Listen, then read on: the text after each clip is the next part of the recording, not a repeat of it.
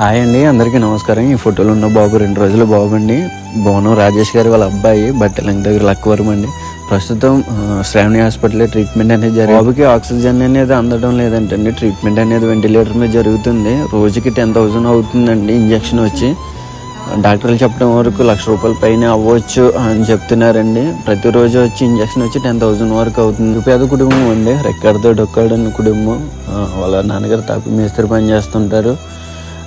దాతల కోసం చూస్తున్నారు. వాళ్ళకి ల్యాబ్ టెస్టులకి చేయించుకోవడానికి కూడా అమౌంట్ లేదండి వాళ్ళ దగ్గర. రాత్రి 12 గంటలకి Shravani hospital staff nurse call చేసి ఇలా చెప్పడం జరిగిందండి. వాళ్ళ నాన్నగారు చాలా ఆవేదనతో ఉన్నారు. ఏడుస్తుంటే చూడలేకపోయాం అన్న, మీరే గుర్తుకొచ్చారు, మీ సంస్థ గుర్తుకొచ్చింది. ఏ విధంగానైనా మీరు వాళ్ళకి హెల్ప్ చేయాలని చెప్పడం జరిగిందండి.